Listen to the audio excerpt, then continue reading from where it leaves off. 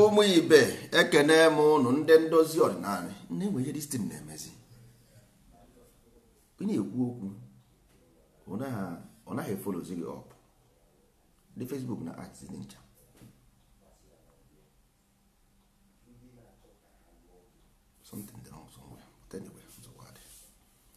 ụmụ ibe ekene m ụnụ ndị ndozi ọdịnala nwanne ụnụ nwoke nọ nso ekene ụnụ anyị si ka udo dịrị n'ụbọchị nke taata na anyị nwabụ ndị ndozi ọdịnala Igbo na-ekene ụnụ anyị si ebe ọ bụla ụnụ nọ ka udo dịrị ụnụ n'ụbọchị nke taata na anyị nwabụ ndị ndozi ọdịnala anyị nwabụ ndị nsọ ala Igbo ndị agha na-ekwu maka ya ndị agha na-echegbu eche na ya echegoro n'igwe gbarata anyị nwabụ ndị nsọ ala Igbo egwu ndị ọkara obi aka ụda adịrị ọcha ị gaghị emegbu ihe dị na nsọ ala sọsọ ndị aka ha dị ọcha ka anyị chọrọ ịchọ ka ala Igbo dị mma nekwa ebe anyị nọ ebe anyị na-eche ụnụ ka ụnụ bịa ala Igbo maa mma ọ maara mụ na gị ala Igbo jọọ njọ ọ jọrọ mụ na gị enweghị onye ọzọ ga-emere anyị ihe dị n'ime na anyị nwegebere ihe dị n'ime na anyị nwabụ ndị Igbo na anyị na-ekenegodi ndị kere ụwa na-ekene ndị ọkpụ na ndị egede na-ekene ndị ndozi ọdịnala na-ekenekwe ndị ụkwa ndị nsọ ala Igbo anyị si ka udo dịrị n'ebe ọ bụla n'ụbọchị nke taata anyị nwere ndị ndozi ọdịnala bịara ebe a n'ebe anụnwa a na-akpọ Barcelona ndị ndozi ọdịnala si na mba dị iche iche wee bịa ka anyị tụọ na atụmatụ tụọ alụ ka anyị ga-esi wee mee ka ihe anyị na-eme gaa n'ihu ana m asị udo dịrị ndị bịara abịa dịrịkwa ndị kwadoro ihe a na-eme dịrịkwara ndị na-enweghị ike ịbịanwu si ma onye ọbụla ebe ọbụla ọ nọ asịlọngas na ikwere na nsọ ala Igbo na ọ ga-adịrị gị na mma maka na ọ eme n'eluigwe atọtue n'ụwa na ọ ka esi eme n'eluigwe ka esi eme n'ụwa anyị na-asị na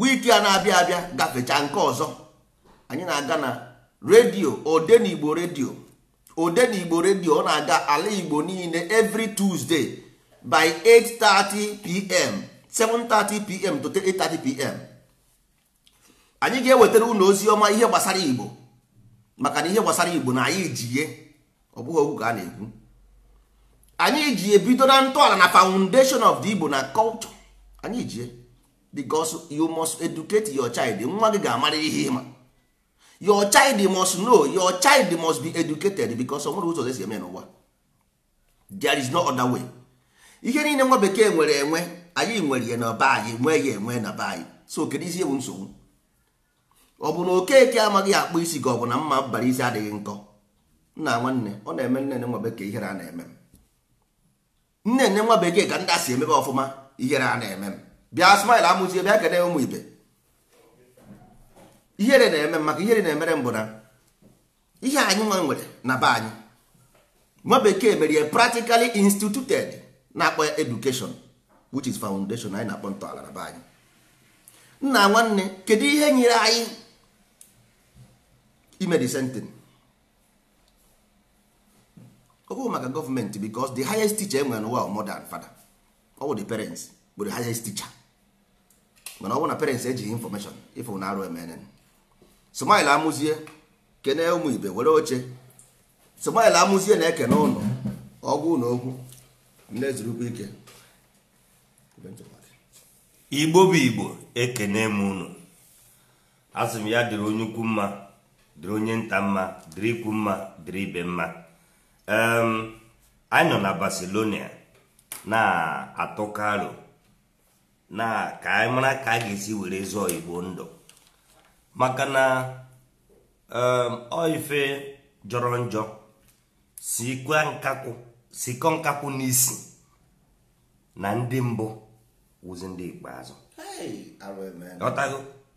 ọ karịrị arụ mere ike nga ihe mere anyị karịrị arụ mere ike nga n'ihi nke a o ji asụ anyị ụsọ o ji akpa anyị mkpa o ji anụ anyị ọkụ n'obi o nweghị ihe ọbụla mmadụ ga-enwe n'okpuru anyanwụ a ihe ọbụla mmadụ ga-enye anyị n'ụwa ma ọ wụhụ ka Igbo dị mma ịzọ Igbo ndụ ka ife iwu nwafọ Igbo na-eme ka ife a na-akpata n'ego ife a na-akpata na akụ na ụba nke agaghị abara Igbo uru, nke a nwoke were dozie ana Igbo, ebe ka iji ya eje.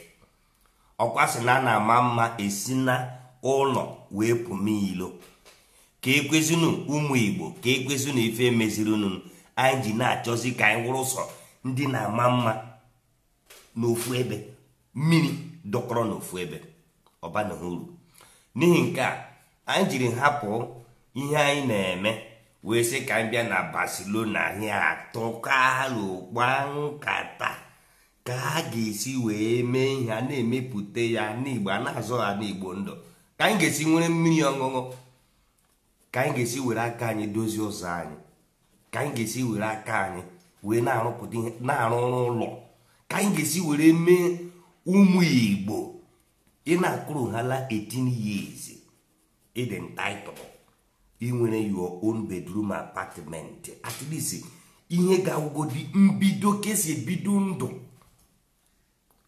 Ọ na-afọzikwezie ihe a ga-eri eri, akụzikwere gị ka ị ga-esi were nwa obere ala ahụ ebe ahụ fọrọ afọ were ya na-ahụpụta ihe ga na-eri were na-azụ ndụ. Ụmụ ibe ya ka anyị bịara na Barcelona ịpịakọ, ịtụ atụmatụ, ịtụkọ isi ka anyị mara ka anyị ga-esi wee pụọ ndụ. So ana m asị ya dịrị onye ukwu mma, dịrị onye nta mma, dịrị ikwu mma, dịrị ibe mma, dịrị nwoke mma, dịrị nwaanyị mma. Ya gazienụ onye ukwu na onye nta, pụta nụ kwadonu Igbo heritage nke ndị ndozi ọdịnala, bụ ndị na-akwado ya, bụ ndị na-champion ya. Onye ukwu na onye nta, unu anụna anyị gwara unu agwasị step by step na anyị na-aga forward.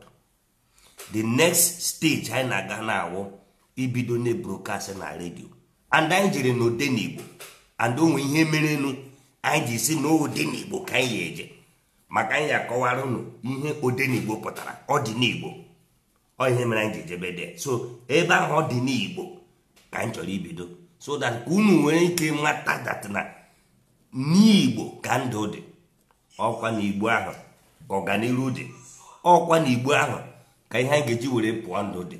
N'ihi nke a onye ukwu na onye nta na-akwadonu ihe ọbụla ndị ndozi ọdịnala na-eme.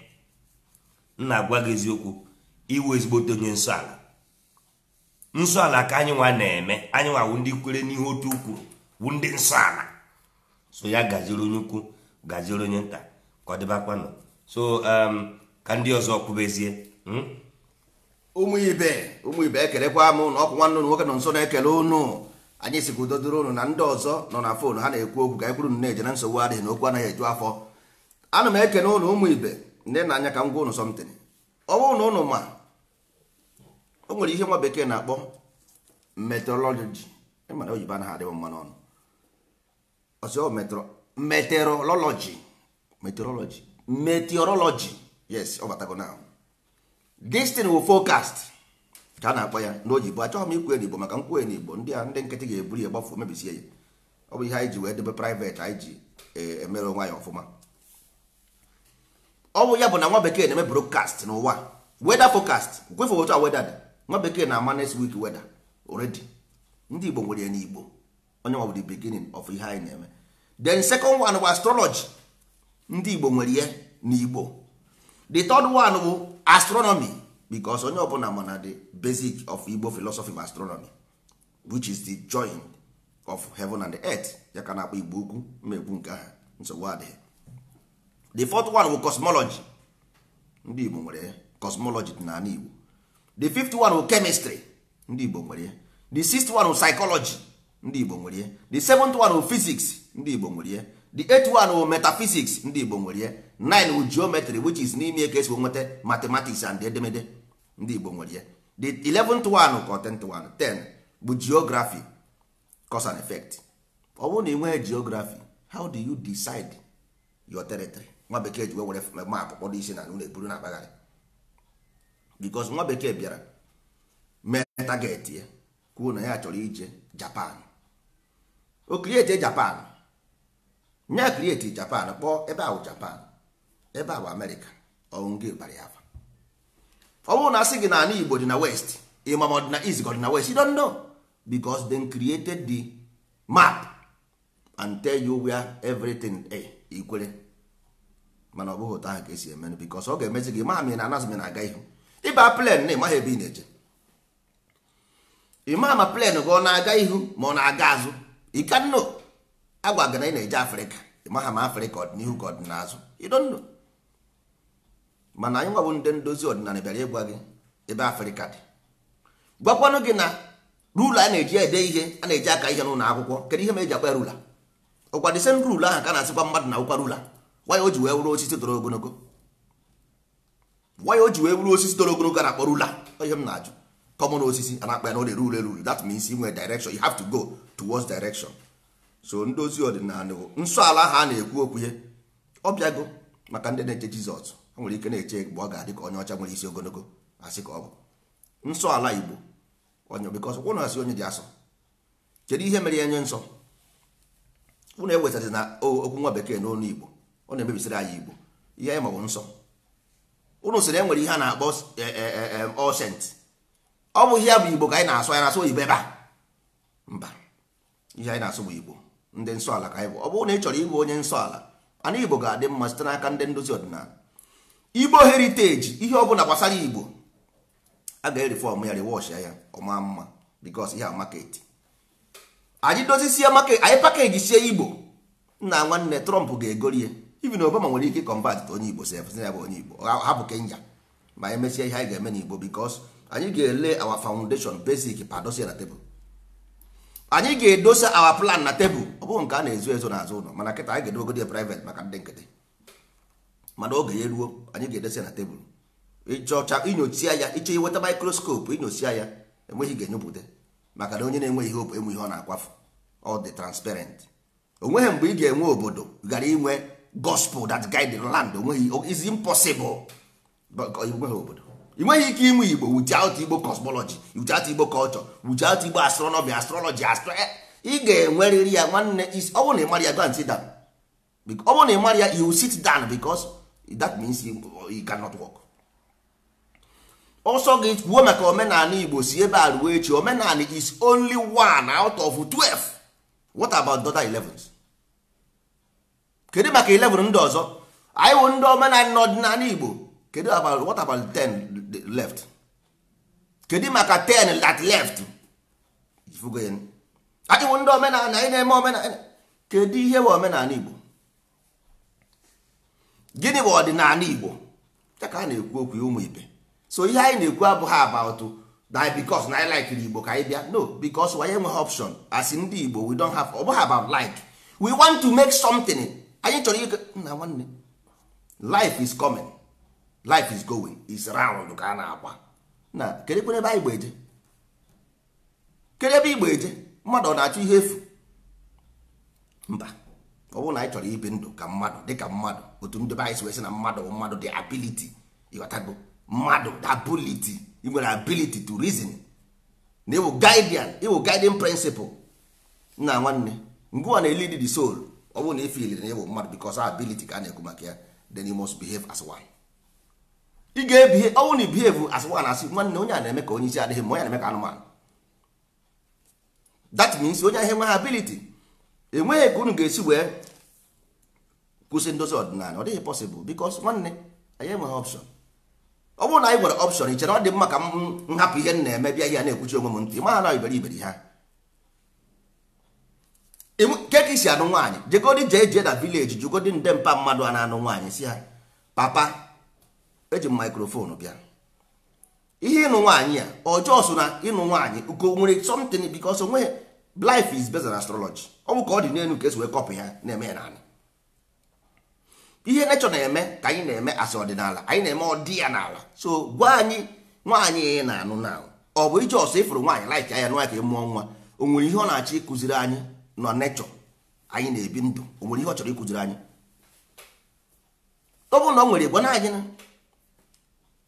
because ọ bụrụ na this man akọwara anyị this thing that means ọ ga-edufu anyị edufu ọ sịghị ka onye ọbụla mara ya but ndị ahụ kwesịrị ịmara ya kwesịrị ịma na there is a reason for everything nwanne mmiri na-ezo ezo anaghị anọkọta n'ezo there is something mere mmiri ji ezo enwere ihe mere mmiri ji ezo mmiri agaghị anọkọta n'ezo it's impossible anwụ agaghị anọkọta na-acha. Unu echere anwụ jos na-acha biko ọ chọrọ ịcha? No, anwụ na-acha because there is a reason why anwụ ji acha. Enwere energy nọgide ike agwụ ha agbawa ọwa na ọkwasị na anwụ wara awa. Ihe wara awa bụ ihe kwara akwa. That means ọ wana from there. You must know them as enyi Igbo. Ị kwesịrị ịma. So ị na-anụ nwaanyị mara ihe ị na-anụrụ. Ọ bụghị ije bute ofu akpa nsị na ya gịnị ya everyday a na-adụ aka n'ime.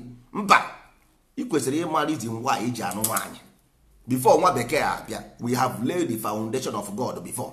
Ọ bụ nwa bekee gwara onye bụ Chukwu. Nwa bekee does not taught who is God. Onwe ha mgbe o ji gwa ya onye bụ Chukwu. Chukwu ọbụ Igbo. Chineke ọbụ English, sorry. Chukwu ọbụ English ọ Chineke ọbụ English. Why unu ga-eji ekwu na ọ bụzighị n'ọnụ Igbo agaghị eme ya? Mba, ndị nsọ ala na-eme n'Igbo ya anaghị eme na bekee. Bekee wụ culture mmadụ setịrị ambition ya. Ihe ahụ target mmadụ ka ọ bụ. Ihe ahụ somebody's business. Si ebe ahụ pụta. Emebizi na mmadụ business ya. Don't spoil their business because if you go and misinterpret the Bible, ị na-emebiri mmadụ business. If you go and misinterpret, because ihe ndị Africa na-eme misinterpretation of the Bible. Si ebe ahụ hapụ ịmaghị ihe dị n'ime ya, then leave it. Mmadụ na-eme ihe ọ na-ama. Bịa n'ebe a, asị gị na ọ dị oji, gbaa na ọ dị oji. Asị gị na ọ dị ọcha, ma na ọ dị ọcha. Ije na akwụkwọ nwa bekee dere ihe a na-akpọ nwa bekee chi ikwu ihe ọma. Ọ sị gị white. Ndị Igbo anaghị ekwu white. Ndị Igbo na-asị ihe ọma because ihe bụ ihe. Ịdara ọ dị ma ọ jọrọ njọ. Nwa bekee ga-asị gị white or black. Nwa bekee ga-asị gị ọ dị oji, black Friday, o nwere na-ajọ de. Ọsọ ọ mara mma ọsị gị white Friday. Mana ndị Igbo ga-asị gị ihe ọma ọ ihe ọjọọ. Kedu language nke fọfọrọ gị na destin? Igbo onye ojii bụrụ Bible iru ebe ahụ isi ndị mmadụ na I have black day today. Mi na-eji oji. Ịgwa ndị mmadụ na inwe black day mana ị na-eji oji ime onye black market. O nyere gị ego azụ, o nyere gị black market ka ị zụrụ. Hey! Nna ya ihe na-emekwa anyị ime ihe black market. Ije n'ime Bible everywhere ọ bụla ị chọrọ ka ekwuo ihe ọma na ihe ọjọọ. Go and do your own research. Ha ma because ị na-ekwunye I believe ha automatically your spirit dies. Because how can the spirit survive it? Na ya makwa ihe ụdị tentation bi ha. Mmadụ pụta ọsị gị na o nwere bad day today, black day. Ndị Igbo nwere ihe ọma na ihe ọjọọ. Ihe bụ ihe. Ihe bụ ihe. Ịta na ọ na-amara mma ọ na jọrọ njọ mana ọrụkwa nke white and black ya nwanne aka m adịghị. Also na bright everything bright gịnị? Anwụ na-awabu awa. O nwere mgbe anyị si anwụ na-acha ọcha. Anwụ na-awa awa. Ndị abịa esi anyị anwụ na-acha, anyị hapụzi anwụ na awaba na anwụ na-acha ka ọ chabazie na ọcha. Anyị hapụzi onye na ihe nke a na-eji ka unyi. Kedu ihe unyi nwere inwebite oji? Unyi na unyi bụ ofu, dirty and unyi bụ ofu. Kedu ihe o nwere ime wit us eji wee tọrụzie nnu onye a na-eji ka unyi? Mara ihe ndị abịaja mejari si na mezie ọjọọ njọ dịka gasị na Igbo ndị ojii na ya ghọtaghị ụwa. So ụmụ ibe biko ọ dị mkpa na anyị correct some things because ị nwere ike ọ dịrị gị izi n'ọnụ mana nwatakịrị pere mpe isi ụta na-azụ ya mbọsọ ọbụla batara na bekee ọkpọghị asị because ọ nwere ike na-ejekwa ofu onye ha na ya na-ekwu okwu onye ọcha sị have black day today. Ọ na-ajụ onye ọcha nke black day ahụ mgbe onye ojii ke he mere ọ sị ya sorry na iwe n'iwe na ọ maka ego jikwu ya ifuge. So mana ọ bụrụ na nwatakịrị ahụ nwere ma nke ya na ihe a na-ekwu bụ ihe ọjọọ na ihe ọma because normally light will friction. All light will the bad. If you want to say bad, all light because all isi ike ọkụ wụ isi ike. Ọ bụ because simple like that. If you want to talk about devil, it's light. Ịgbara ọkụ na-egbu mmadụ, eletrik bụ ọkụ. So ọ bụ eletrik pụrụ from line, ọ bụghị oji. So ọ bụrụ na ị chọrọ ikwu maka ekwentị ọ bụ ajọ mmụọ ọ bụ ihe a, ọ bụ onye ọcha biko ọ bụrụ na m hetere ha but this is real. Ọ bụ real drill. Ọ bụ ihe na ọkụ bụ friction. Gịnị bụ friction? Ọ bụ the weapon. Ịghọtago? So anyị kwesịrị ime ihe nsọ ala anụ anyị nwere na-eme. Nwanne enweghị onye anyị ga-akpọ asị, enweghị onye anyị ga-afụ n'anya. Onye biri ibe ya biri, kwụba aka gị ọtọ, ọ bụ ihe anyị nọ. Ihe ndị Igbo na-akpọ ihe ọma good bụ ihe ọma, ọ bụghị white, ọ bụghị ihe ọbụla na-acha ọcha asị illuminate gịnị. Ndị Igbo si ọ bụ ndị egede na ndị ọkpụ, ọ bụghị ndị illuminate, ọ bụghị illuminate. Ndị ha soba ihe bụ their own language, they have right of their language, they have their own right of their language, but our own language is ndị egede because we know what is egede. Mana nke a na-eme illuminate and they present because this is a strategy. You have a strategy of mind development. So ọ bụ na cultivate their people with this mind, automatically they become superior because the languages the letter controls your perception. Letter now control your perception. So if them program you based on these perceptions, then of favor it does not favor you because everything is evil represented again. Not even only in the book of the church, no, even in their own educational system, everything about evil is oji, everything about good is white. So with this system, how do you, it is impossible for you to handle the system. It's not possible that unless you don't want to say truth for yourself. So here I need the Igbo system, 100% Igbo system. Nwanne ihe ọ bụla ị chọrọ ime na-eme, but the foundation remains is your own good. And this foundation of Igbo heritage, anyị gbawo ndị nsọ ala. Onweghị onye anyị ji aka, mana the foundation of the nsọ ala is Igbo way of knowing the God, because the God is about character. God bụ omume, Chukwu bụ omume. Ka esi eme n'ụwa ka esi eme n'eluigwe. Chukwu bụ omume, ọ bụghị na ebe edere cross na ebe edere ya. No. Ọ bụ mgbe unu mara na ọwụ the same ọjị a na-awa awa ya mba anọ. Mba anọ bụ ọjị, that's why they use ọjị nọ. That is the church you see, because they call it Eucharist. Ọwụ benediction. Ọwụ ya benediction. Because these things we know them 120%, not because they say. Ima how they cultivate this thing, we know how they cultivate it. You got that? So we know how they cultivate them. Not about the church. The rosary, rosary also, that is Mbise. It's as simple as ABC. Nkwuru na agba agba, nwaanyị na anụ anụ, oya omenala, ya mbi tolu. All these things are concepts being created by your ancestors. Give the world the system of life they live. Ibiazie ihe na akọrọ nonsense. Nno ekwuru nonsense ruo m nso, ewere m aka otu agwụ. Ngwa oge ọbanya, even ikpuru glass kwụbụ m gwuo ya n'ime edition ọbara aba. Kiri ka mmadụ ga-esi wee na-eme otu a? Ị na-echekwa uche maka nwa gị.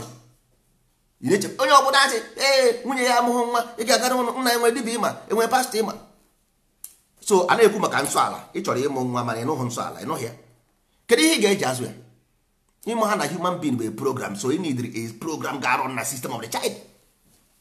Nna gị nwere ofu enwe, nsogbu adịghị na anyị tụfuru ya, mana ndị ndozi ọdịnala gara na dosbin wepụta ya, chichasịa ya, sị na anyị chọrọ ibi ndụ nsọ ala.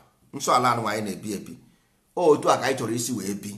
Ọ dị gị mma, ọ dịghị gị mma, ọ ihe dị anyị mma, and ihe anyị chọzuru iji wee bi. Edi ime nsọ, mma mmazi ma mmụọ nsọ na mmụọ ọjọọ, kedu nke ị chọrọ? Ọ bụrụ na mmụọ nsọ ka ị chọrọ, bịawa na ndozi ọdịnala, maka na ihe anyị na-eme. Ọ bụ ihe anyị na-eme. Mmụọ nsọ, ọ bụ ihe anyị bụ mmụọ nsọ. Anyị nwa bụ ndị nsọ ala Igbo. Ala Igbo agaghị eme anyị ihe ọjọọ because we represent them. Ọnọdụ ka dị na Chukwu na-akpọ nwa ya ọkụ. Chukwu agaghị egbu nwa ya. Hapụ ndị ụlọ ụka sị na Chukwu were nwa ya chụọ aja. Ka mmadụ ga-esi were ofu nwa mụrụ amụ chụọ aja? Ihe abụghị eziokwu. Ị kwesịrị iprotect nwa gị. Nwa gị nọ na cross nọ na-ebe akwa sị Father, I have forsaken me. How can you forsake your child? Why did I die for forsaking me? Ndị mmadụ na-eti ihe abụghị eziokwu nwanne. This is just allegory. Nweghị ihe dị otu ahụ ebe ahụ. So allegory dị mma for mind development, but o nwere extent of allegory ndị mmadụ kwesịrị ịghọtara atị. Banye na enwere ụdị allegory ahụ eme agwa gị ịmara, because anyị nwere nwe mara allegory, but ebe ọ na-ewute anyị n'obi bụ na our people don't even know just common thing. The simplest allegory nọ n'ụwa bụ this father has died forsaking me. Na Chukwu were nwa ya chụọ aja gbuo. Ifubeghị Chukwu anya before, how can Chukwu have children, have child? They ask na chukwu you cannot see. You can only see what you see. From what you see, you know what there is not there. Ihe na-afụ anya ka isi ama ihe anaghị afụ anya. Then nke ka chukwu esi enwe nwa. O nwekwere nwunye. O nwekwere nwunye. Wee nwee nwa. Nna nwere ụdị okwu a na-eme a na-ekwu. Adịghị m against the word. But mma na dị okwu o nwere ihe ọzọ pụtara. Ọ bụghị literally just like o nwere nwa. You believe o nwere nwa. Njoku was born in Igbo land, real. Njoku is real. Njoku is real. Amụrụ Njoku amụ. Njoku eme omume dị mma. Anyị na-celebrate Njoku every year. Mmadụ one n'ime ụnụ mana ọ dị same Njoku anyị na-celebrate as iri ji every year. Onwezi ndị Igbo na-eri ji na December. Onwezi ndị Igbo na-emezi Njoku na December. Njoku a na-eme na September ka mmadụ na-emezi August and September ka mmadụ na-eme na December. Mgbe ọbụla a chọrọ arị eji. Mana ndị nwa bekee na-amụ Jizọs every time 25th of December. They copied your own system and na-eme maintain all the system. Nke gị bụ ime taa ndị Anambra sị anyị na-eri ji iche, ndị Imo anyị na-eri ndị nonsense enwere isi. Because ọ bụrụ na otu ndozi ọdịnala nọ now, anyị na-eme Njoku every celebrated year of Njoku amụrụ Njoku must be the same day for ndozi ọdịnala. Ọsọ ndị village unu mgbe ọsọ na ya achọghị ma. Mana ndozi ọdịnala bụ ndị nsọ ala. Ndị nsọ ala nwere their own day of birth of Njoku. Ọwụ mbọsị aka ndị Igbo bidoro ụwa. Ọdọ n'ụwa dị bụ adịo, mana a na-ekwu ndị nsọ ala ka anyị na-ekwu maka ya ndị nsọ ala ndị pụgoro ndụ. Because mgbe amụnwere mmadụ eke na amụnwe oge ọzọ. Every year a na-amụnwe mmadụ ọzọ. So amụnwe onye erie ji, anyị hụsịa ji anyị akpachasị ya rie ya. Ụwa amara ihe anyị na-celebrate. Ọwụ mgbe ọbụla asa na-eri ji na-eri ji. Kedu ihe ma na-eri ji for? Gịnị ka ị na-eri? Gịnị ka ị na-eri kedu ihe ọ bụ? But ịma ha na that is the same year ka a na-amụ na Christmas every year. Mana ha nwere one particular date ha na-eme because ngwa amara ihe ọ bụ ihe ma bụ ihe ọjị taa. Ọnọkọta mmadụ kpọm from Brazil ọsị ha na-achị iri ji na December. Onye nke ọzọ kpọọ ọsarachiri ji na Jenụwarị. Onye nke ọzọ kpọọ narachiri ji n'Eprel. Mgbe ọ bụla onye nọ kweghị ya ọ bụrụ ji bachara ọbachacha orie. O nwere nwanne anyị nwoke n'ebe a na-akpọ Ikechukwu. O si ala nsọ mba tụfu ya gwa ala nsọ bụ ala Igbo. O si Holland Amsterdam be ndị mmụọ bịa soro anyị wee tụọ alụ ka ala Igbo dị mma. Ala Igbo ga-adịrịrị mma. Anyị ga-aga na redio ihe anyị ga-enye ha bụ the first program 7 words ka anyị ga-enye ha. Their land ga-agbaka with the 7 words only. Ụjọ ga-apụ n'ime anyị very soon. Just ka nwanne anyị nwoke kwucha ihe ọ na-ekwu. Ụmụnne m ndị Igbo ibe m, nwanne unu nwoke Ikechukwu na-ekene ọnụ na-asị ka ụbọchị nke taata mara anyị mma. Ana m ekene ndị mbụ na-ekene ndị ọkpụ na ndị egede, ndị niile ihe Igbo na-amasị, ndị niile fụrụ Igbo n'anya. Ana m asị na ọ ga-adịrị anyị mma. Ọ na-anụ n'ihe nwanne anyị nwoke na-ekwu gbasara otu anyị ga-esi wee dozi be anyị, otu be anyị nwaanyị Igbo ga-esi wee dị mma. Esi m ebe nọ wee bịawa obodo a ka anyị niile nọkọta wee kpaa alụ mara otu be anyị ga-esi wee dị mma. Ọ ihe kwuru ka a na-eme. Wee na-asụ ụmụnne m, ọ dị mkpa ka anyị were azịza, ihe a na-akpọ azịza, maka na azịza wụ ije ndidi. Ọ wụ ihe ọ bụ. Anyị ejiri nwayọọ were ndidi wee jiri azịza were zachaa ụlọ be anyị, zachaa be anyị wụ Igbo. Ileru anyị ga-afụ na mgbe ọbụla iji azịza na-aza ihe, nne gị ma ọ bụ nna gị, nne gị na-akụziri gị ịza ihe ga-asị gị bịa nwa m ukwuru oge ana odoge anya n'ọwụ ije ndidi. Ọwụ ije ndidi iji onye anya ruru ana, ọwụ ije anyị nọ n'elu, ọ ije anyị chọrọ ịgawa ugbu a. Anyị were azịza anyị wee bịa zachaa be anyị, odo anyị niile anya na onweghị nwatakịrị ọbụla kpọrọ ihe nne ya siri asị ndụ ya ga-aga n'ihu. Ọsọrọ gị nne ọbụla nne gị siri ọnya kachacha mma. N'ihi ya anyị ga-ahụ anyị Igbo anyị n'anya. ma ọ masịrị anyị ma ọ masịghị anyị ga-ahụ anyị Igbo anyị n'anya, na-agba mbọ mara na ọwụwa anyị nwawo ndị mbụ na ihe ọbụla anyị na-eme na anyị ga-ahụ ya n'anya. Jikọnata onwe anyị, jikọnata obi anyị, bịa mezie ebe anyị, maka na nke m bụ nke m, nke anyị bụ nke anyị. N'ihi ka anyị ga-eji were azịza. Anyị agaghị eji oke ọkpa, maka na onye ọbụla ji oke ọkpa were na-aza na ukwu anaghị elu ya ala. Ọwa azịza ka ọ ga-abụ ijiri na-aza ihe, ukwu eruo oge ala. Ọ wuru ije ndidi ijiri nwa ya na-aza, ụnọ gị were nwee ike dị ọcha. Ya bụ anyị ga-eji nwa weturuo obi ala wee nabata na ihe ahụ anyị na-achọ n'elu n'ọdịnala na be anyị. Ya bụ ụmụnne m ndị ndozi ọdịnala na omenala nke Igbo, ka anyị jiri n'ofu obi mara na onweghị ụzọ ọzọ anyị ga-esi were pụọ ndụ na-awụghị n'ala Igbo anyị ahụ. Eji m ohere a wee na-ekene ụmụnne anyị ndị nwoke na ndị nwanyị ndị batara n'ime otu anyị ọfụọ, wee na-asị unu nnọọ, unu ada na mba, unu ekolopa na obi unu adị n'oyi. Ọ naanị na otu unu batara ugbu a wee ebe eziokwu dị, eziokwu nke anyị ga-eji wee pụọ ndụ. Ọwụ ya hapụcharị ndị nke a na-eje egbu ọkụkọ, nke egbu ewu, nke egbuo nke anyị ga-egbugide ha gburuo ya ka oge. Nwanne, ana m achọ ịjụ ajụjụ na ọwụrụ na iso na ndị a na-eji egbusisi ụmụ anụmanụ. Kedu ka ọ ga-adị gị na ọwụrụ na iteta ụra n'ụtụtụ ifu ozu enyi ma ọ wụ ozu nkịta n'isi ọnụ ụzọ be gị ejiri chụwa àjà? Kedu ka ọ ga-adị gị na mkpụrụ obi gị? Kedu ihe ị ga-eche gbasara onye gburu anụmanụ adịdebe n'isi ọnụ ụzọ gị? Gị nwa na-achụ àjà ahịa na-ebugharị ihe niile a, aka gị telefon iji n'aka gị bụ mmadụ rụrụ ya, moto nke ị na-anya bụ mmadụ rụrụ ya. Nwanne m, ọbara ọkụkọ n'one, isi ewu n'one ka a ga-achịkọta wee rụọ otu telefon. Ọ ihe m na-ajụ gị. Isi ewu n'one ka anyị ga-ebukọta, ozu na ma n'one ka a ga-ebukọta were rụpụta otu pensụl eji ede ihe. Ọ ihe ị ga-anakpu ojuo echiche kwa ụtụtụ ibinite, ị ga-eje rụwa agwụ, ị ga-eje eme nke ị ga-eme. Ị ga-arụ agwụ ụzọ ebe n'one wee rụpụta otu ukwu azịza. Nwanne, ntụgharị uche gị. Ihe anyị na-ekwu okwu ya bụ kedu ihe anyị ga-eme na-asị na igwe ike anyị kọọ mamịrị ọnụ ọgba ụfụfụ. Kedu ihe anyị ga-eme wee mee ka be anyị nka na ụzụ eji wee mara Igbo wee were ihe a ga-eme gịnị nachigatakwa azụ n'ime anyị, ka anyị pụọ ndụ, ka anyị pụọ ndụ. Ichi igbu ọkụkọ, chi igbu nkịta, chọọ egbu ihe ọwụna na-egbu na gbuo obeghị ji egbu oyi. Unu emebisizi na be anyị, unu emezina ihe mmadụ fụ mmadụ ibe ya ọ na-agba ọsọ.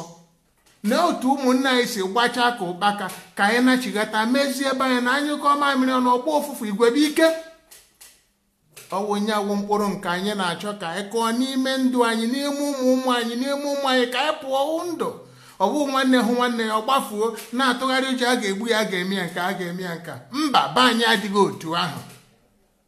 Be anyị adịghị otu ahụ. Ka anyị hapụnụ egwu niile anyị na-etinyesi ụmụnne anyị n'osi n'otu n'otu. Ụmụnne m, otu ajụjụ m jụrụ gị, nwa na-egbu ewu na-egbu nkịta, kedu ka ọ ga-adị gị na ịpụtara ụra n'ụtụtụ n'isi ọnụ ụzọ gị eburu ozu nkịta ma ọ bụ ozu enyi dọwara gị dị a ejiri chụọ àjà, ọ na-ere na-esighị isi? Kedu ka ọ ga-adị? Ajụjụ ọzọ m na-ajụ gị, isi ewu n'one, isi nkịta n'one ka a ga-ewelite kpọkọọ ya, onye anyị otu pensụl ma otu telefon. Kedu ihe ị nwere ikwu maka ya? Onweghị isi. N'ihi ya, bịanụ ka anyị tụwalụ chịkọnata mara nnọwụ nka na ụzụ ka eji wee mara Igbo, ka e were ihe eji wee mara anyị mezie ebe anyị, ka udo na ịfụnanya ekworo n'anya ukwu mee gịnị si be anyị pụọ, anyị ebiri n'udo, mara na onweghị obodo ọzọ ka obodo ahụ mma n'okpuru anyanwụ awụ na-awụghị ala Igbo. N'otu aka ha ka m ji wee na-echetara ụmụnne anyị ndị nke si Israel, ma ndị nke si na ha si ebe isi, ma ndị nke chọrọ ije n'igwe. Ịchọ ije n'igwe binie jebe n'igwe, ịchọ ije Israel binie na Israel. Na anyị nwawu ndị Igbo, Igbo wu Igbo,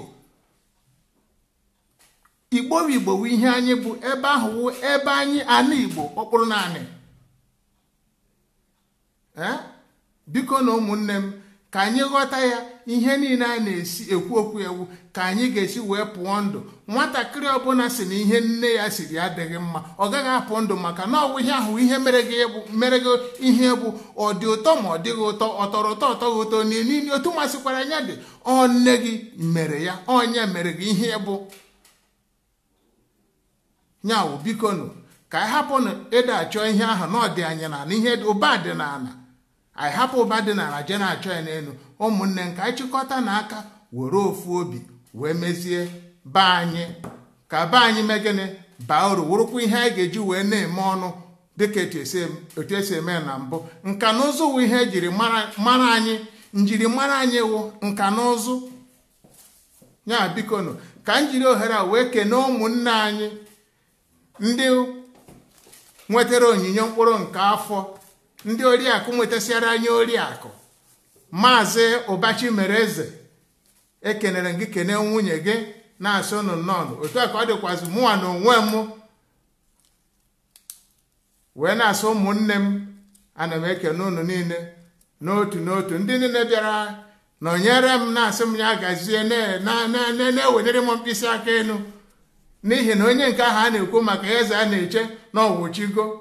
Igbo ekene m ụnụ. ụmụ ibe ekene m ụnụ.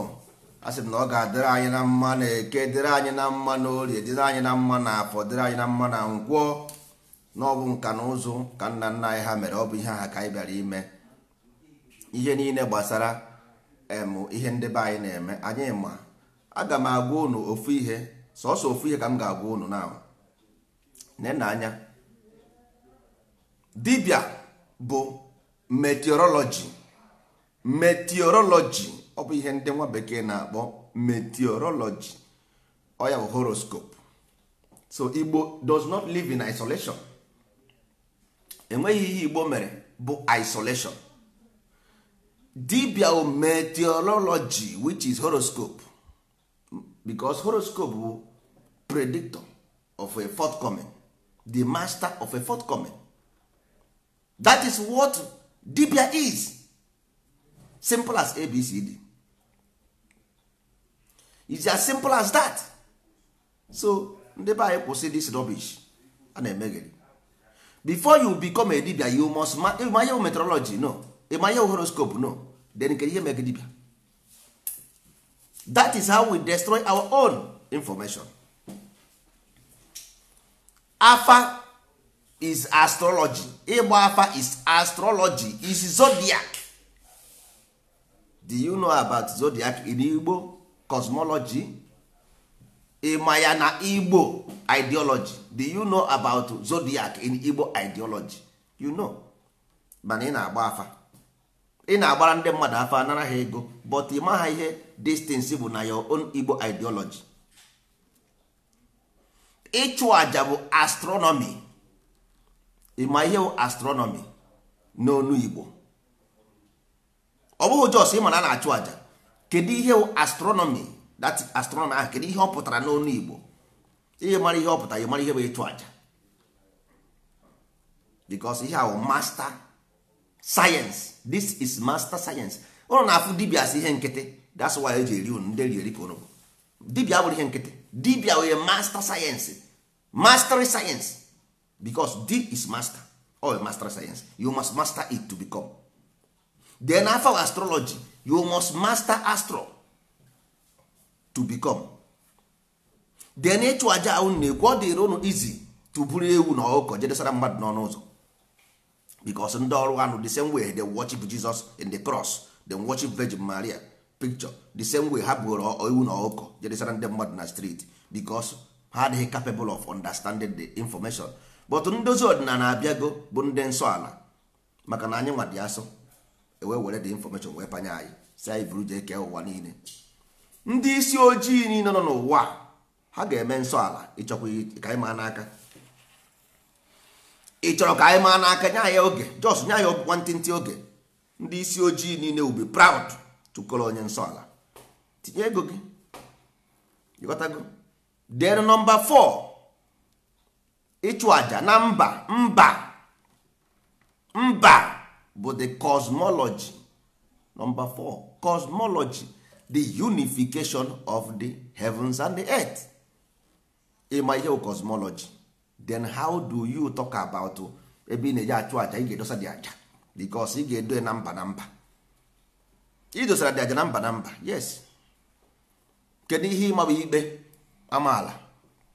Kedu ihe ịma bụ amaala ikpe?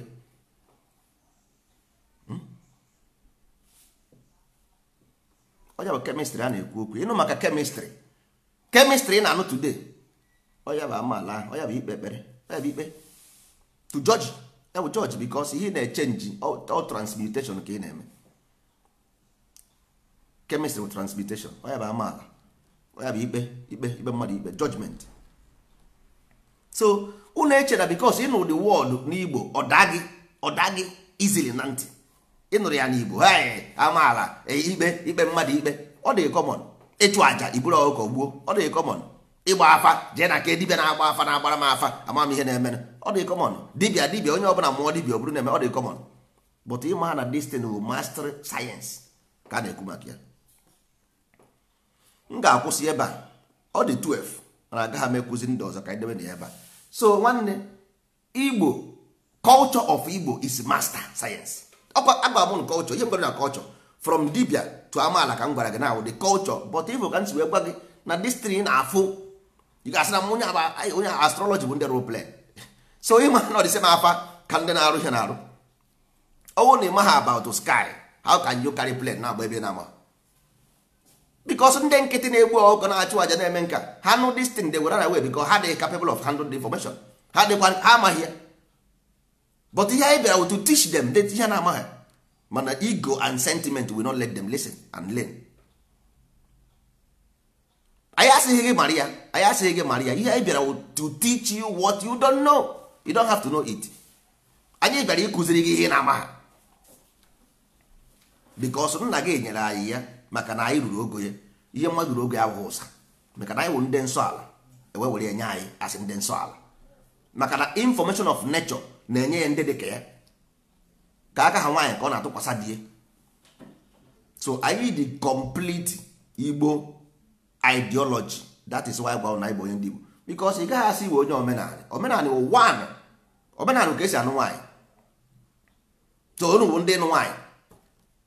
Omenala ka esi anụ nwaanyị, si simple, nothing more nothing else. So iwe onye omenala, iwe onye na-anụ nwaanyị, say that's all. Kedu ihe ị na-anụ nwaanyị gịnị mezie? Iwe onye ọdịnala bụ ikwu ozu. Ọdịnala bụ ikwu ozu. It's a philosophy of its own, philosophy of life, because unu ama ha na ikwu ozu aha bụ a philosophy of life itself. But ndị mmadụ maara iburu ozu tii na bed, ebe akwa ebesi akwa eti na nịna, mana ha amaghazi the second behind it. Sọsọ ndị nsọ ala, only ndị nsọ ala we understand this thing, because once the student is ready, the master appear. And the egbe ezi ụzọ ọzọ ka Igbo ga-esi adị mma. If you want bet with anything, I can bet with my life. Na only nsọ ala can guarantee the future of Igbo. Only nsọ ala can guarantee the future of Igbo, nothing more, nothing else. Because life is about judgment. Earth is judgment. Earth is judgment. Enweghị ihe ọzọ nwere ike gara. Ihe ọzọ na-ekwu, you are wasting your time. Any other thing apart from nsọ ala is a time waste, because earth is judgment. N'ebe a bụ nga, you are in prison. So ị gaa na nga at ya worst, then they will increase your prison yard sentence. Ị gaa na prison mess ya up, they will increase your prison sentence. Ị gaa na prison nwee good character, they will reduce your prison. Ha ga-ahapụ ka ị pụọ, from ịpụ apụ ahụ inweta ọrụ outside, they will let you go. You go. Nga ga-agwụ. So the only way your prison will be reduced is when you go into nsọ ala. Anyị ga-enye gị ihe niile gbasara nsọ ala ka ị ga-esi wee bie before nwa bekee abịa. We know God. Nwa bekee does not teach us who is God. No, we taught them who is God, not all the way around. Nwa bekee does not teach us who is God. We taught nwa bekee who is God, not them, not all the way around. So any black person on this earth that want to see future of Africa change, nsọala is the way, because nsọala would all sent. Can so Igbo, let me say in English so that some people will understand. It means all sent. We are all sent. Ndị nsọala was sent, and you must follow the rules, because ị gaghị abụ isi na ị naghị eri oke were ejekere ụmụazị. Onye ọbụla bụ onye nsọala must keep the law of nsọala. Ọ bụ na ọ bụghị ya, ọ ga-enwe ihe na-akpọ retributive justice. Onye ọbụla na-abụghị onye nsọala, onye ọbụla bụ onye nsọala na-adaghị edebe iwu nsọala, ọ ga-enwe ihe a na-akpọ retributive justice. You must practice nsọala as onye sent ịbụ an sent. Ọ ihe ọ pụtara, ịnwụzie, your children will remember you as sent. This is how sent is being created. The life you create, asị na nchegharị adịghị na nini. Anything ọ bụla ị ga-abụ ma ị nwụọ, ọ mgbe ị dị ndụ ka ị ga-eme ya. So ị bụrụ onye nsọala kịta, ị nwụọ, edo gị asụ, ị bụrụ onye ichie. Ọsọ ndị nsọala bụ ndị ichie, enwere anaghị abụ ichie like that. Ọhụghị onye ọrụ anụ nwụọ, ọ bụrụ onye ichie asị ka ọ bụ every ancestors bụ ndị ichie. Only ndị nsọala bụ ndị ichie. It's as simple as ABCD ụmụ ibe. Is as simple as ABCD. So anyị nwa na onwe anyị, ihe anyị bịara ibe bụ nsọala. Anyị bịara idozi ihe mebiri emebi. Ihe anyị ji wee chuzie ọdịnala as a name, ndozi ọdịnala bụ na ọ wee ebe ahụ, because once the soul go into the body, the soul dies. Iwete ọka gbachasịa ya, iwere osisi etinye na ọ gaghị epu. Iwete ji bepịa isi tinye na ọ gaghị epu. Mana iwere isi ji ọ mkpụrụ ọka tinye na opu. That means mmadụ nwere ihe na-akpọ mkpụrụ obi n'ime. Mkpụrụ obi mean the seed of the heart, that is the soul. So the seed must be extracted out of the body when you are alive. Ọ bụghị mgbe ị nwụrụ anwụ, not when you are dead. So ndị Igbo nwere a perfect way, plan to extract the soul from the body when alive, so that if you die, you don't consume that, come back again. Bịakwa ebe a na-akọtu si egbuo gị ata gị. A na-egbu gị ata gị because ị nọ n'ọkụ mmụọ, ị nọ na hellfire, ị nọ n'ọkụ mmụọ. Ọkụ mmụọ bụ ebe a ka ọ dị. The condition of the mind, heaven and earth, is the condition of the mind. So afụ niile ị na-ata is based on your past experience.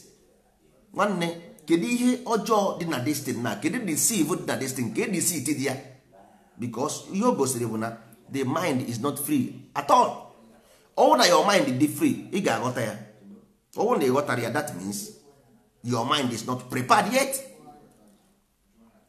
Nsọala is the free of the black race, the free of the black mind. The black mind has been trapped because for them blackness is evil. Only Nsọala can free the black mind and give them ihe ọma na ihe ọjọọ. Remove the white and black in their mind and replace them with ihe ọma na ihe ọjọọ, good and evil. In Nsọala we don't have black and white as image of devil or Satan or evil and God. No, we have the image of God and evil in Nsọala based on ihe ọma and ihe ọjọọ, not based on black and white. Shining like this, ọ na-acha ọcha, ọ dị ọcha n'obi. I am white in my heart and then I will go to heaven. Black in black day, black night, black nke nwa. No, in Nsọala we only have good and evil, which is ihe ọma and ihe ọjọọ. Simple as ABCD ụmụ ibe. So ọ ga-akara anyị mma na anyị jidere Nsọala aka. Ihe ọbụla gbasara Igbo heritage, anyị ji information ya. Nka na ụzụ ka ha wụsịrị ofe nkupu. But first of all, anyị ga-erase go the soldiers of Nsọala before anything, before establishing, because if not, the interest, nwere ndị bụ money vampires. Nwere ndị na drive by materialistic, they will come and maybe say ha na-eme. So that's why I ji bankete. So before any nka na ụzụ na-eme establish, anyị ga-eme sure na anyị raise go our own soldiers na the inside their mind 100% ha ndị Nsọala. Then any information enyi na ha agaghị misuse ya. Ọ bụghị onye ga-enye information te echi o disappear gazie na Facebook se kparịba gị kpọbazikwo ngo nwe sizie na onye akụziri gị, nye akụziri gị everything. Ozi onye chọrọ inyere aka no mba ọdịnya nwa because mana all public media na so onye ọbụla ka nọdụ na ya adị a na-ekwu nonsense ihe sọrọ ya. Who knows the truth? Onye ma nke bụ eziokwu? You will not know. O nwere ike ọ mee ịma ndị Baịbụl na-alịla ihe na-atọ ụtọ, o nwere ike ọ na-eme ọ na-atọ ụtọ, ị gaghị amasị nke bụ eziokwu biko ọ na-atọ ụtọ na-atọ ụtọ, isorozie ejebe ife mara ihe na-emenụ, onye ọbụla aba na akụkọ. So ihe gbasara nka na ụzụ, ihe gbasara ihe ọbụla about economy, ndị ndozi ọdịnala, until we raise enough soldiers, of ndị nsọ ala, we will not give it to public because anyị nwere perfect information to build any kind of technology in this land. Ebe ha nyere anyị this information nke nyere anyị enye ka ihe mere na ha efi na ha enweghị ike inye anyị nke ọzọ. Nna nna anyị nyere anyị this thing direct, enweghị akwụkwọ anyị gụtara ya because you cannot find them in any book. Nwanne, I be honest with you, I'm honest with you before God and the man, this information is a revelation. All reveal, onweghị na akwụkwọ dị, onweghị na akwụkwọ dị. You got to go. So for you to understand them, you must be like onye na-ekwu okwu, bụrụ onye nsọ ala, this thing will be revealed to you. Dobe onwe gị asọ, clean yourself, come close.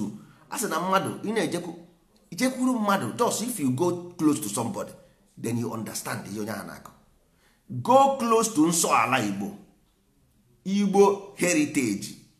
Na-apụka na oyibo aha dị ahụ, the oyibo aha represent inheritance, onye ka iji adị na anyị nwere inherit. Nna we inherited the information because we found worthy. I found that I worthy. If not, prove it to me that na enwere ebe ọzọ you can hear ihe na anụ here, you can hear what you hearing here. There is no other place because we love who we are. We love who we are. Anyị love our identity and no enweghị competition, enweghị dị contemplate because anyị ma in this life enwere ntọala which is educational system, nwee iwu ala which is governmental system, nwee arụsị which is the church system, which is law enforcement, nwee ihe a na-akpọ everything. In fact, church ka ngarazi na-ekwuzi all of them.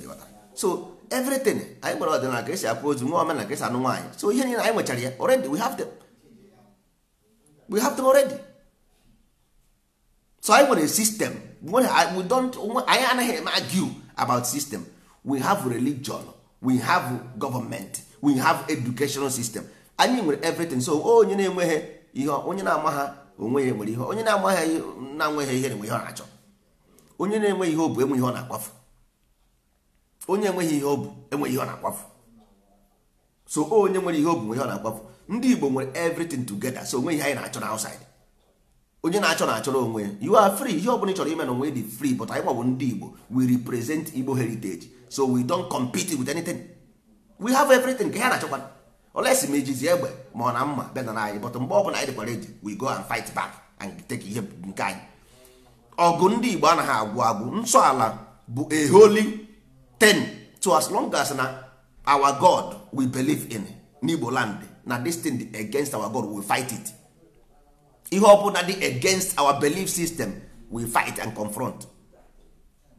Anything ọbụla dị against our belief system, we will fight it and bring it down. Anything. So that's why njagwunu na nsọ ala, because once your body system, virus bịara ebe ahụ, the body system will fight the virus.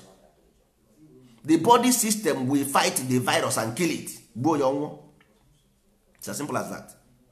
But until people develop their mind to standard of understanding, the nsọ ala, ha agaghị eme ihe dị n'ime. It's as simple as that. Ọ mgbe dị complicated inside your mind ka ị nwere nsogbu. If your mind is single, you can have every information and analyze them because you have a single mind. But if your mind is scattered, you don't have a base. Because ị nwee base, you nwokeche uche. You don't have base in your mind. How can you think? Where are you going to place the information to analyze them? Place the information to analyze them. So if you use onye nsọ ala, you nwezi ike we place the information somewhere, we bido zemezi analysis. Ị ga-enwe no laboratory na to begin to make a research. You got to go. So that's why ndị by had the unstable, because they have no base. Them have base. The mind have no base. So for their mind to have base, for their mind to think properly, they must have base. So nsọ ala must be your base for you be able to think. Ọkwa ha n'ọnụ, ọkwa ha nke ndị Christianity akpọcha Christ eje n'abalị ezu ochi gbaa ama. No, nsọ ala bụ based on, because before something ewu na eru electricity ịrụghị ọfụma ọ gaghị enwe ọkụ. Iwere batrị moto change the wire, were red and black change gharịa ya isi, ọ gaghị ebute ọkụ na the moto. So ọ bụrụ na ị chọrọ ka nsọ ala Igbo, ka ala Igbo gara gị ọfụma, ime nsọ ala ịnọdụ ọfụma, ime nsọ ala ịnọdụ ọfụma.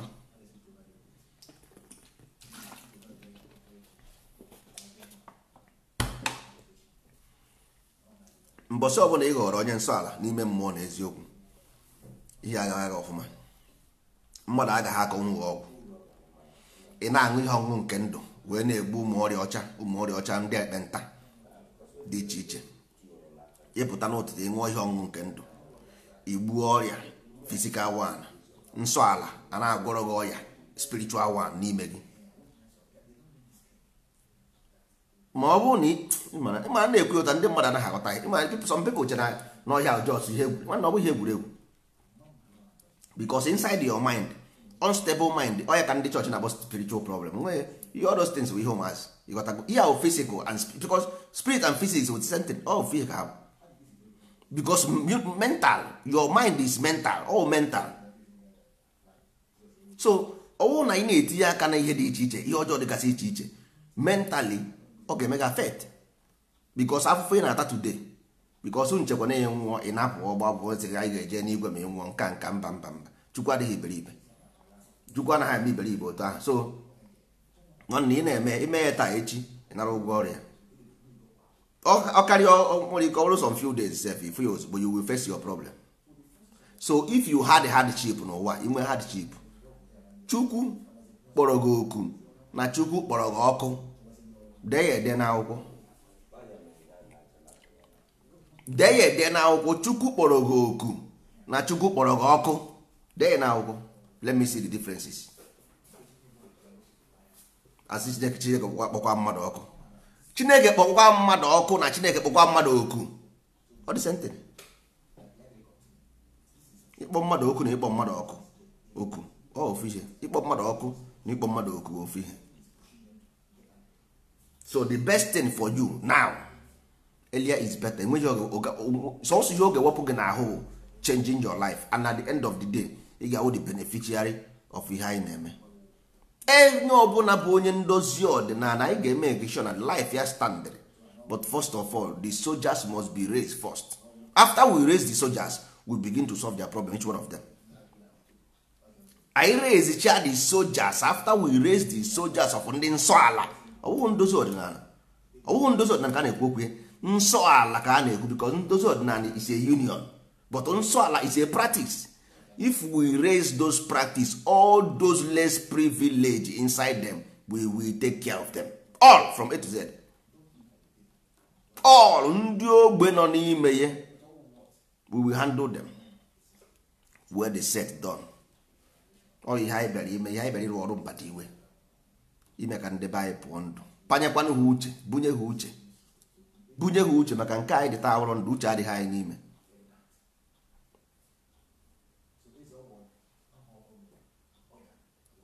Uche adịghị anyị n'ime until anyị apanye ndị be anyị uche, ha eme ya accept. If eziokwu reject, if you see truth and reject it, you have a serious problem, my people. If you see truth and reject it, that means you have a serious problem. You don't even know. You nwere ike iche na egwuregwu, because if your spirit is prepared to understand the truth, always, because that is the weapon of life. But if you see truth and don't understand, nwanne, you nwere a serious problem, because ọ ga-lead gị to early grave. That will lead you to early grave, because the mind is prepared. The day you are born, from that day the nature prepared you for what to come. That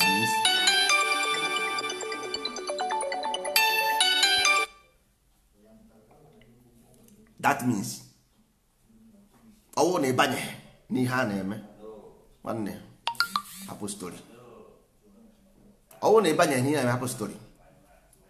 Anyị ga-eme akwụkwọ anyị nke nketa maka na anyị nwere ụnụ fụ na anyị nwere visitors. Anyị si ka anyị kene ụnụ obere oge. That's why anyị ji wee na-ekwu ihe anyị na-ekwu. Mana bidokwa echi gaba n'ihu anyị gara ewetakwara ụnụ ozi maka anyị si ewetara ụnụ. Anyị nwabụ ndị nsọ ala Igbo, anyị nwabụ ndị ndozi ọdịnala Igbo, anyị nwabụ ndị kwere n'ihe otu kwuru. Ị ga-eme baptizim, ịbịara ndozi ọdịnala ime baptizim. Ime baptizim, bifo ịbụrụ onye nsọ ala ị ga-eme baptizim.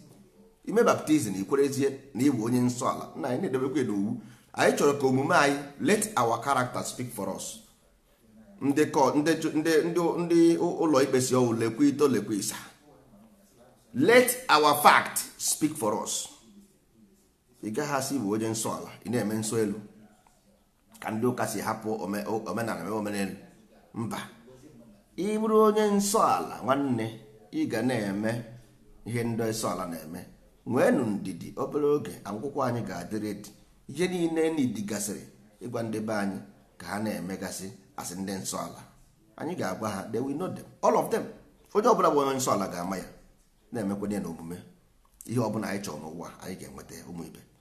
Kwere, just believe you me. Believe you me na anyị bụrụ ndị nsọ ala, ihe ọbụla anyị chọrọ anyị ga-enweta ya. Nsọ ala nwere protocol and rules and regulation. Ọ bụrụ na a na-ekwu ya n'ọnụ. Nsọ ala nwere rules and regulation. Ọgwụkwa ha ndị ọrụ anụ ihe a world wide view. Nsọ ala world view, hapụ ihe ndị anụ na village na-akọta ya nonsense. Nsọ ala world view, onwere ihe dị iche n'ime ya, onwere ihe zoro ezo n'ime ya. This is a pure saint life. To be a saint, unu na-asị enweghị ndị ojii wụ saint, enweghị ndị ojii wụ saint. Saint na nwa bekee ị ga-eme n'ihe a ga-eji wee mee gị saint na a ga-eme gị saint na nkịtị. Ndị Igbo nwere ndị ichie. Ị chọrọ iwe onye ichie, ị nwere na proses eji abụ n'ichie. Onye na mmadụ nọkọta nwa ọrụ ichie biko. Mba na ịchọ iwe onye ichie, you must go direction of onye ichie. Oruzie echi ịwụ ndị mmadụ na-aga ọfọ na-atụ ọjị ka ndị ichie nyere ha aka.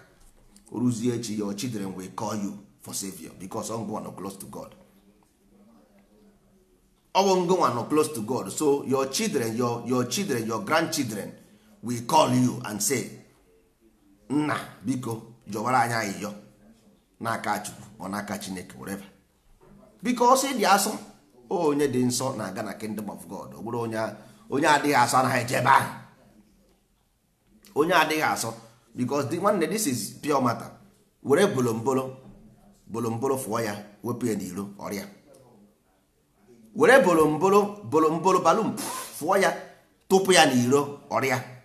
Were dị okwute tụpụ ya n'iro ọda.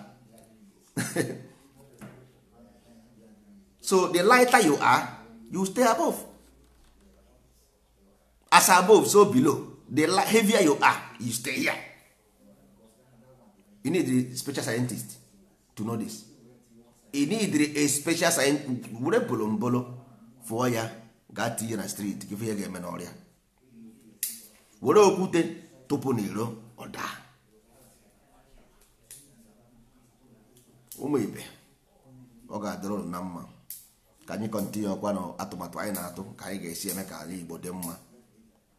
Anyị enwere heritage center anyị na ala Igbo, na-arụkwa ya, rụọ ụzọ, na-agbapụ mmiri, na-akwadokwa maka tọọ anyị. Next year anyị na-agba tournament from March. Anyị na-agba Heritage Cup, Igbo Heritage Cup. Next year March, Igbo Heritage Cup na-apụta. Next year March, Igbo Heritage Cup onye ya kọrọ ibe ya na 5 state of Igbo land, 5 state of Igbo land, 5 state of Igbo land. Igbo Heritage Cup next year March, April a na-agba ya. The cup ga-abịa, ndị ọbụla winiri ya ha ga-eburu ihe tinyere n'ime. Nke ọzọ dị ka ibe ya bụ na Tuesday, every Tuesday from 7:30 to 8:30 anyị na-ewetara ụnụ oge ndị Igbo na Odenigbo Radio FM. Ọ na-aga ala Igbo niile. Ude dịrị ụmụ ibe, ọ ga-adịrị ụnụ na mma.